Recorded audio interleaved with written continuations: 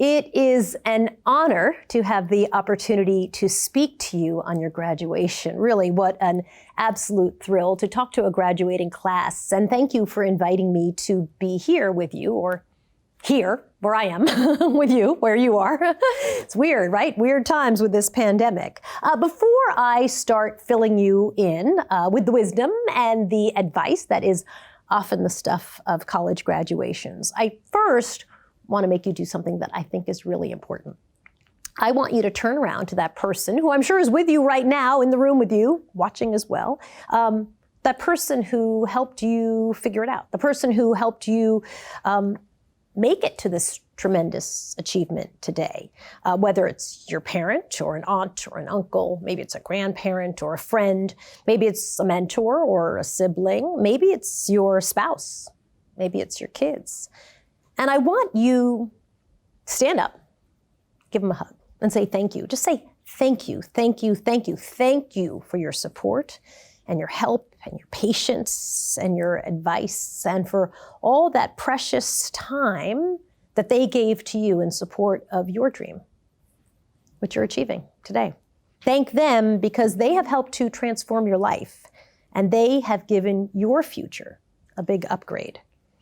Next, I want you to celebrate yourselves. Yes, come on. I know it's going to feel a little weird and corny, but I want you to do it. Take a moment to cheer for yourself. If you have a cowbell, ring that cowbell. This is the time. This is a tremendous, big deal.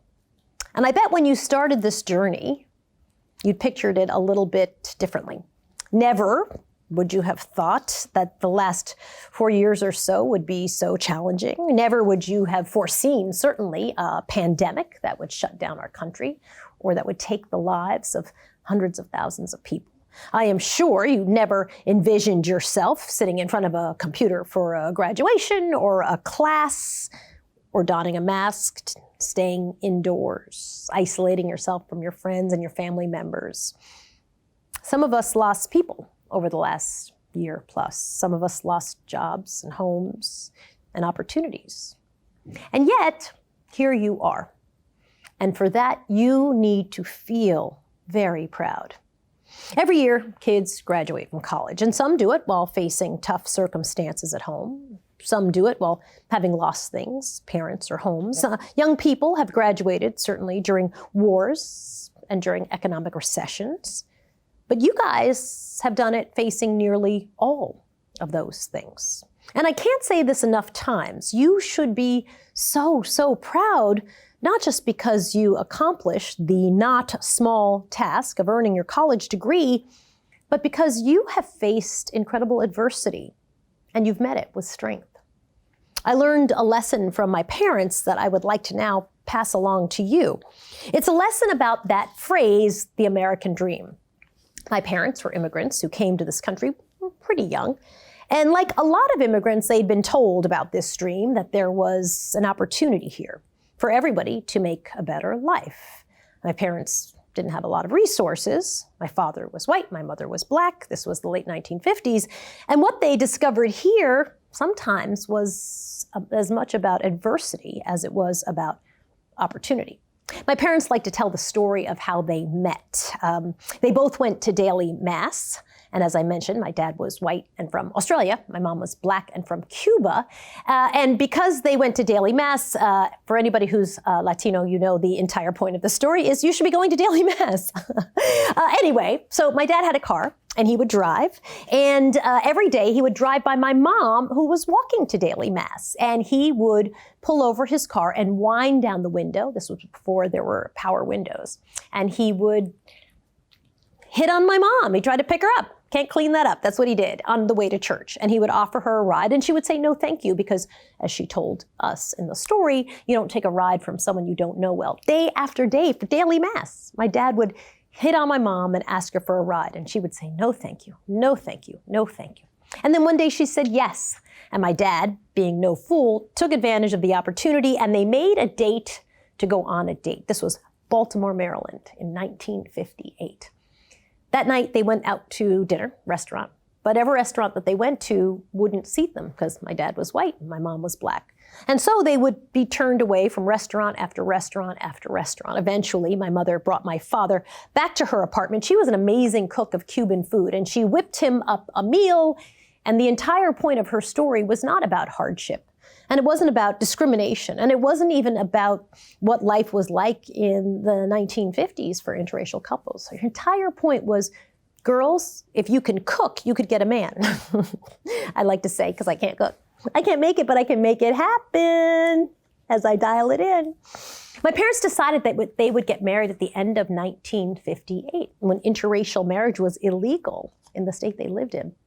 And so they got in my dad's car, and they drove to Washington, D.C., and they got hitched. And then they drove back and lived illegally as a married couple. And I used to ask my mom, so what was it like living in Baltimore in the early 1960s? My two older sisters were born then. And she said, Lovey, because she used to call me Lovey, people used to spit on us as we walked down the street. I was completely horrified. What? She said, people used to spit on us. I said, oh my gosh, what did you do? And she said this thing that I think is important to this entire narrative. She said, Lovey, we knew America was better than that. And in the way she described it, you knew that that was the thing that encouraged her to opt in to making the change that she, in fact, wanted to see. In fact, my little brother would be born the year the Supreme Court would lift the ban on interracial marriage. My parents had been married and had 6 kids by the time the Supreme Court would decide that their marriage was legal. So I think this idea of opting in to deciding you're going to push forward is everything. When my parents came to New York, no one wanted to sell them a home. This was in the early 1960s. And as me and then my 5 siblings grew up, we saw how discrimination was frequently standing in the way of people of color. And that was sometimes, I think, enough to defeat some people. But not my parents. They were teachers. And what they saw was that education would be a great equalizer. It was an opportunity that could lift you out of where you were and help you create a better life in this country, regardless of what was happening around you, regardless of how difficult it might be around you. And so they approached life with, I think, an energy and an intelligence. They put up emotional shields, certainly, when it came to deflecting racism that sometimes would boil around them. When the community would try to exclude Latinos, they would go to protests and write letters. When people would challenge their kids in school, they would push us to forge ahead anyway and prove them wrong. They pushed forward to work to change things for the better. And they dreamed that their kids would go even farther than they were able to go. And because of what they taught us, mostly about how to leverage our education, I think they were right. America's better than that. Go and make it better. On the surface, it appears that they found the very dream that we are told this country offers to everyone. Yet what they learned, and what I think most of you already know, is that for some, that dream can be a fantasy, a little bit of a glittery object that might be a little bit out of reach. That this degree that you're celebrating today, maybe at times it felt that way for you, like this might be a little bit out of reach. But what my parents learned, and clearly what you have learned, is that the American dream is not made by the country or made by others. The American dream is made by you, for yourselves. It's not about what this country gives or what this country makes possible.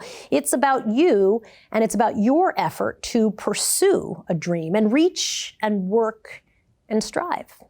Look at all the unprecedented obstacles of the last few years and how you faced them down. They were actually historic and punishing and sometimes cruel. And yet, here we all are. You got up every day and you push forward anyway, just like my mom and dad. And that is the story, your story of success. And I think that is what makes the American dream come to life for all of us. So of course, then, the big question becomes, what's next?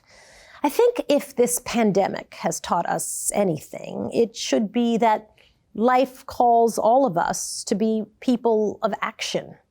That when adversity presents itself, you sometimes need to fight or work harder to survive. You need to vote. You need to think about the people who will be following you. You need to speak up when you are presented with injustice. And you need to honor what it took to get here by continuing to study and succeed and learn from people and books and learn from life about what it means to be a good citizen, a citizen who participates. And you and me and all of us really need to help those people who are coming up behind us. Because what we do, what we support, what we push for is what's going to affect those people. And we know the experiences that some of those people will have because we've been through them. You have seen 4 years of very real problems with solutions that are elusive, not just the events of the pandemic, certainly, or the war in Afghanistan and the recession, but all the things that led up to them. And I'm sure all of us could individually cite our long list of those things that were walls that we hit at some point. You have seen some of the greatest challenges in our nation's history and also some of the greatest mobilizations to solve those very challenges. You supported the troops, maybe you were passive in some of your support, or tried to keep your family's finances afloat, or maybe you wore a mask to be safe, or maybe you had an active role. You were in fact serving, or raising money and giving money to help others, or working as an essential worker during this pandemic when everybody else had shut down. And the fact that I think you are sitting here today means that you have an advantage. You know you have the strength to weather the storms that are coming. When they're going to come, they will. But you know you have the strength to weather those storms. That's an advantage. Today, something changes. You now have a resource in this country that is an incredibly highly valued, a college degree. And you clearly have the smarts and the wherewithal and the opportunity to make good and to do good. And you have the option not just to stand by, but to also think about what those things are that you can stand up for as well. You can be that person who raises their hand at a moment when it's needed. You can be that person who speaks up and speaks out about things that are wrong because you have lived a lot over this past college career. You've seen a lot, and you're in a position now to make real change. I hope that you are so proud of yourselves, and as you move forward, you understand the value in being tested, the value in coming through the other side of something very difficult, the value of the friendships that you've made, the opportunities you've created for yourselves, the value of your college degree. So congratulations, graduates. We are so, so proud of you.